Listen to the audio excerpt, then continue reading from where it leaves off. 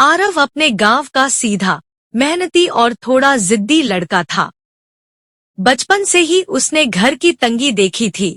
पिता की कमर झुकी हुई थी और माँ हर दिन चूल्हे पर धुआं खाते हुए भी मुस्कुराने की कोशिश करती थी।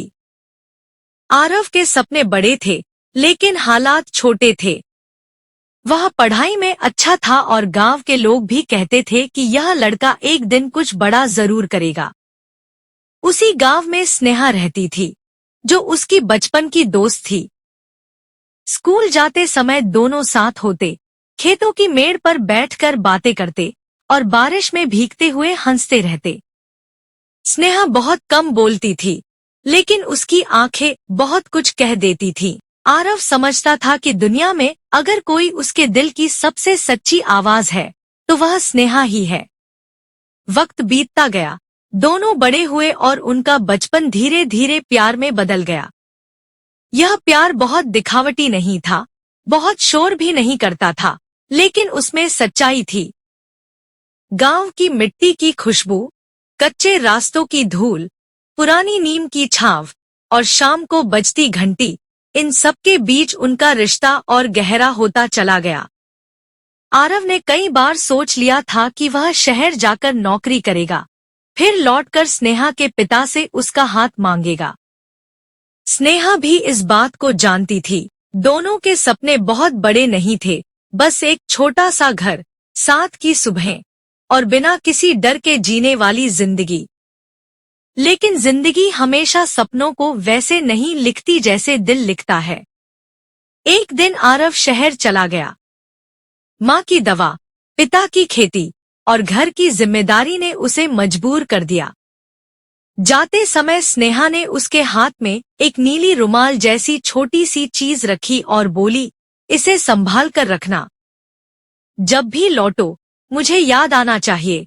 आरव ने मुस्कुराकर कहा, मैं तुम्हें भूल ही नहीं सकता। उस समय दोनों को लगा था कि दूरी सिर्फ पैरों के रास्ते की होती है, दिल की नहीं। पर वही दूरी धीरे धीरे उनके रिश्ते की असली परीक्षा बनने वाली थी। शहर पहुंचकर आरव को काम मिल गया, लेकिन शहर की जिंदगी गांव से बहुत अलग थी। वहां समय किसी के लिए रुकता नहीं था और इंसान धीरे धीरे अपने ही भीतर से दूर होता चला जाता था। शुरू में आरव हर दिन स्नेहा को फोन करता, उसके घर की खबर पूछता, अपने दिन की छोटी बड़ी बातें बताता। स्नेहा भी हर बार धैर्य से सुनती, अपनी माँ के बनाए अचार की बात करती, घर के आंगन में उगे फूलों का हाल बताती और उसके लिए दुआ करती। लेकिन शहर की भागदौड़ ने आरव को अंदर से थकाना शुरू कर दिया। ऑफिस का दबाव, किराए का कमरा, अकेलापन और ऊपर से बार बार आने वाली तंगी ने उसकी मुस्कान कम कर दी। इसी बीच एक नया लड़का, जो उसके ऑफिस में काम करता था, अक्सर उसे चिढ़ाते हुए कहता कि गांव की लड़कियां भी शहर के लड़कों को फंसा लेती हैं। आरव पहले इन बातों को हंसी में टाल देता था, लेकिन धीरे धीरे उसके मन में हल्का सा शक घर करने लगा। उसी समय गांव में किसी ने उसे बताया कि स्नेहा को अक्सर अस्पताल के पास एक अनजान लड़के के साथ देखा गया है। आरव को यह बात चुभ गई। उसने फोन किया तो स्नेहा ने तुरंत नहीं उठाया, क्योंकि वह अपनी माँ को लेकर अस्पताल में थी।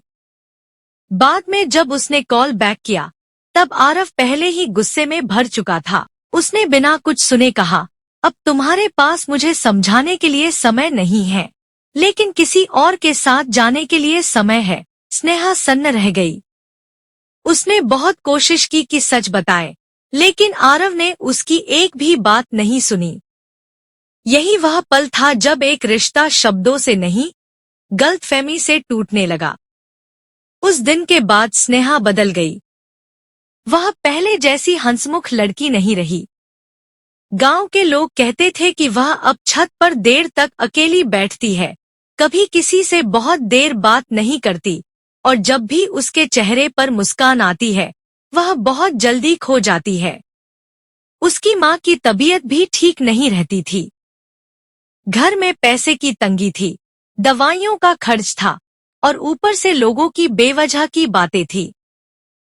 स्नेहा ने कई बार आरव को समझाने की कोशिश की, उसने एक बार एक लंबा मैसेज लिखा, फिर मिटा दिया। दूसरी बार एक कॉल किया, फिर यह सोचकर काट दिया कि शायद अब कोई फायदा नहीं। उसका मन हर दिन टूटता रहा।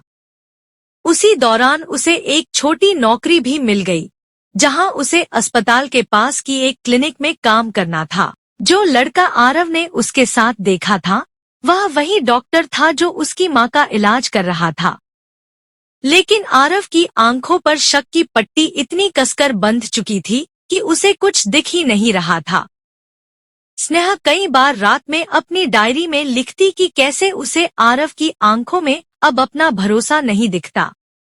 वह लिखती कि प्यार सिर्फ साथ रहने का नाम नहीं, एक दूसरे पर भरोसा करने का नाम भी है। उसने यह भी लिखा कि अगर इंसान किसी अपने की बात पहले सुन ले तो बहुत सी जिंदगियां बच सकती हैं। इन दिनों में स्नेहा के भीतर एक अजीब सा खालीपन बस गया था। वह अपनी मां के लिए मजबूत बनती रही, लेकिन अंदर से हर दिन एक और परत टूटती रही। एक शाम जब गांव में हल्की बारिश हो रही थी, स्नेहा ने अपने कमरे में बैठे बैठे आरव के लिए एक आवाज संदेश रिकॉर्ड किया। उसमें उसकी आवाज बहुत धीमी थी, जैसे वह आखिरी बार अपनी सांसों के साथ बोल रही हो। उसने कहा कि वह कभी किसी और के साथ नहीं थी, कि जिस आदमी को आरव ने उसके साथ देखा वह उसका डॉक्टर था, कि उसकी मां की बीमारी काफी गंभीर है और कि अगर आरव कभी सच जानना चाहे तो उसे उसकी डायरी पढ़नी चाहिए। उस रात वह संदेश भेजना चाहती थी, लेकिन नेटवर्क चला गया और संदेश ड्राफ्ट में अटक गया। स्नेहा ने सोचा कि सुबह भेज देगी। उसे क्या पता था कि वह सुबह उसके जीवन की सबसे भारी सुबह बन जाएगी। अगली सुबह गांव में तेज अफवाह फैली कि स्नेहा की तबीयत बहुत खराब है। आरव को किसी ने फोन पर बताया, लेकिन उसने पहले सुना नहीं। उसे लगा कि यह भी कोई बहाना होगा, कोई इमोशनल नाटक होगा। उसने कॉल काट दिया। मगर दोपहर तक खबर आई कि स्नेहा अब इस दुनिया में नहीं रही। यह सुनते ही आरव के हाथ से फोन गिर गया। उसने कई बार सुना, कई बार पूछा, कई बार यकीन नहीं किया। फिर वह भागते हुए गांव की तरफ निकल पड़ा। बारिश फिर शुरू हो गई थी, वही बारिश जो कभी उनके प्यार की साथी थी, आज उनकी बर्बादी की गवाह बन रही थी। गांव पहुंचकर उसने देखा कि घर के बाहर लोगों की भीड़ है, मां बैठकर रो रही है और घर के अंदर एक अजीब सी खामोशी पसरी हुई है। आरव स्नेहा के कमरे में गया। कमरे में वही पुरानी सादगी थी। दीवार पर एक टूटा हुआ कैलेंडर था, मेज पर आधी भरी हुई स्याही की दवात थी और किनारे एक नीली डायरी रखी थी, वही डायरी जिसे स्नेहा हर रात लिखती थी। आरव के पैर कांप रहे थे। उसने डायरी उठाई और पहली ही पंक्ति पढ़कर उसकी सांस अटक गई। उसमें लिखा था, अगर कभी मैं न रहूं तो यह डायरी आरव को देना। हो सकता है वह मुझे गलत समझ रहा हो, लेकिन मैं आज भी उसे उतना ही प्यार करती हूँ जितना पहले दिन करती थी। आरव की आंखों में तुरंत पानी भर आया। वह पन्ने पलटता गया। हर पन्ने में उसका नाम था, हर पन्ने में उसका इंतजार था, हर पन्ने में उसका दर्द था। कहीं लिखा था कि उसने मां की दवाइयों के लिए अपने बाल तक कटवा दिए थे और शहर में काम ढूंढने की कोशिश भी की थी, ताकि आरव को यह न लगे कि वह सिर्फ उसकी मदद पर जी रही है।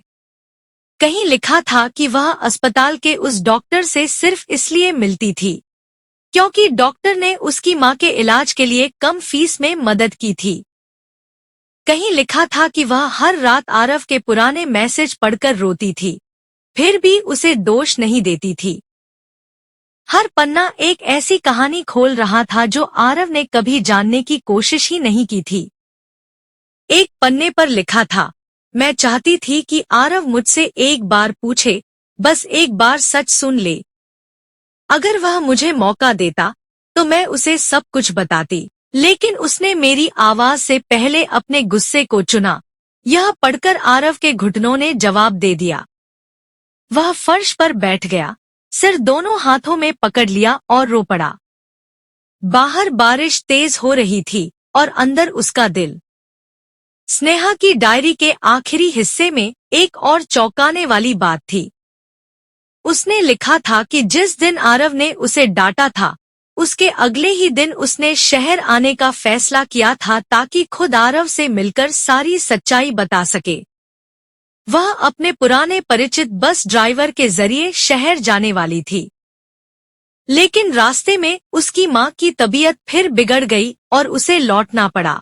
उसने यह भी लिखा था कि उसने कई बार आरव को एक आखिरी मैसेज भेजने की कोशिश की, पर नेटवर्क और हालात ने साथ नहीं दिया।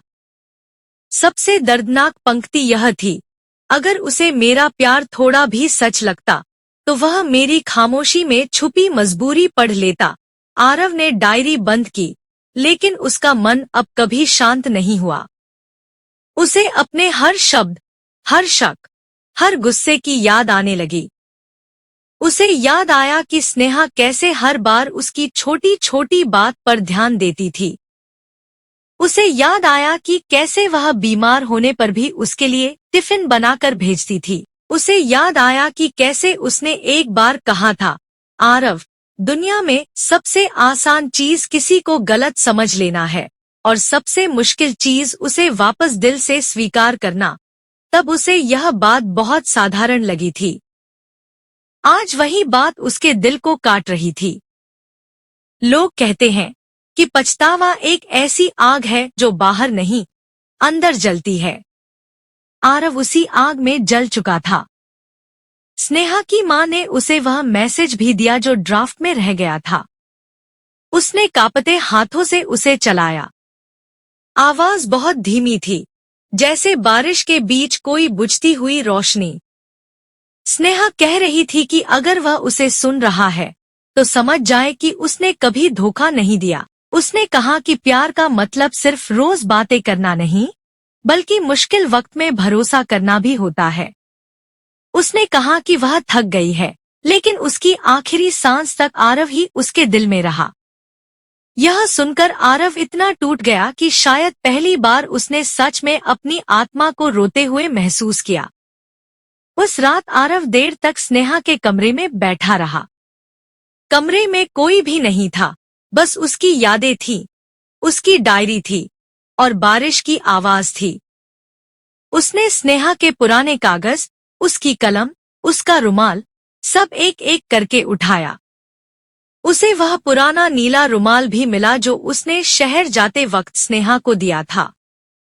स्नेहा ने उसे बड़े सलीके से तह करके रखा था। उसके अंदर एक छोटा सा कागज भी था, जिस पर लिखा था, जब भी लौटो बस सच लेकर लौटना। आरव की आंखें फिर भर आईं। उसे अपनी सारी हेकड़ी, अपनी सारी गलतफहमियां, अपना सारा घमंड बहुत छोटा लगने लगा। उसे यह भी समझ आया कि रिश्तों को सबसे ज्यादा नुकसान बड़ी बातों से नहीं, छोटी छोटी अनसुनी बातों से होता है। सुबह होने पर गांव के श्मशान की तरफ लोग जा रहे थे। आरव भी पीछे पीछे चल पड़ा। वहां स्नेहा की चिता के पास खड़ा होकर उसने पहली बार इतनी जोर से रोना शुरू किया कि आसपास खड़े लोग भी चुप हो गए। वह बार बार सिर्फ एक ही बात कह रहा था, मुझे माफ कर दो। मैंने सुना नहीं, मैंने समझा नहीं, मैंने खो दिया। लेकिन सच यह था कि माफी का वक्त बहुत पहले बीत चुका था। कुछ दिन बाद आरव गांव में ही रुक गया। उसने शहर लौटने से इनकार कर दिया। उसने स्नेहा की मां की सेवा करनी शुरू कर दी, घर के काम संभालने लगा और हर शाम उसी नीम के पेड़ के नीचे बैठकर डायरी के पन्ने पढ़ने लगा। गांव वाले उसे अब पहले जैसा नहीं कहते थे। वह एक ऐसा इंसान बन चुका था जिसे अपनी सबसे बड़ी गलती ने जिंदा तो छोड़ दिया, लेकिन भीतर से पूरा बदल दिया। उसने स्नेहा की याद में गांव के बच्चों के लिए एक छोटा सा पढ़ाई का कोना बनाया, जहां वह बच्चों को कहानियां सुनाता और हर कहानी के अंत में यही कहता, किसी अपने की चुप्पी को हमेशा गुस्सा मत समझना। कभी कभी वह चुप्पी मजबूरी भी हो सकती है, दर्द भी हो सकती है और प्यार भी। साल बीते, लेकिन स्नेहा की डायरी का असर आरव की जिंदगी पर बना रहा। वह कभी किसी रिश्ते में जल्दबाजी नहीं करता था, कभी किसी की बात सुने बिना फैसला नहीं लेता था। गांव में जब भी बारिश होती, वह बाहर आकर थोड़ी देर खड़ा रहता, जैसे कोई पुरानी आवाज सुनने की कोशिश कर रहा हो। लोगों को लगता वह पागलपन है, लेकिन असल में वह अपने टूटे हुए दिल के साथ जीना सीख रहा था। एक दिन स्नेहा की मां ने उसे एक छोटा सा बक्सा दिया। उसमें स्नेहा की कुछ तस्वीरें थी, एक आधा लिखा पत्र था और एक छोटा सा पौधा जो उसने खुद लगाया था। पत्र में लिखा था कि अगर कभी प्यार सच्चा हो तो वह मरता नहीं, बस याद बनकर जीता है। आरव ने उस पौधे को अपने आंगन में लगाया और उसे रोज पानी देने लगा। वह पौधा धीरे धीरे बड़ा हुआ, जैसे उसके भीतर का पछतावा किसी नए सबक में बदल रहा हो। आज भी गांव में लोग उस कहानी को याद करते हैं, जिसमें एक लड़का अपनी गलतफहमी के कारण अपनी सबसे सच्ची मोहब्बत खो बैठा। लोग कहते हैं कि अगर आरव ने सिर्फ एक बार सुन लिया होता तो शायद स्नेहा आज उसके साथ होती। लेकिन कहानी का सबसे दर्दनाक सच यही है कि जिंदगी हमेशा दूसरा मौका नहीं देती, और कभी कभी एक अनसुनी बात, एक अनदेखा संदेश, एक खोया हुआ पल पूरी उम्र का दुख बन जाता है। यही वजह है कि यह कहानी सिर्फ प्यार की नहीं, भरोसे की भी है, इंतजार की भी है, और उस पछतावे की भी है जो इंसान को अंदर तक बदल देता है। अगर यह कहानी किसी के दिल तक पहुंचे तो शायद कोई और अपने अपने रिश्ते में इतना जल्दबाजी में फैसला न ले, क्योंकि कुछ दर्द ऐसे होते हैं जो शोर नहीं करते, बस चुपचाप पूरी जिंदगी साथ चलते हैं। दोस्तों, उम्मीद करता हूँ आपको हमारी कहानी पसंद आई होगी। कहानी पसंद आई हो तो वीडियो को लाइक करें, चैनल को सब्सक्राइब करें और हाँ, नोटिफिकेशन बेल को जरूर दबाएं ताकि अगली आने वाली सभी वीडियो सबसे पहले आपको मिले। कमेंट में अपनी राय जरूर दें ताकि आने वाले वीडियो में सुधार किया जा सके। धन्यवाद।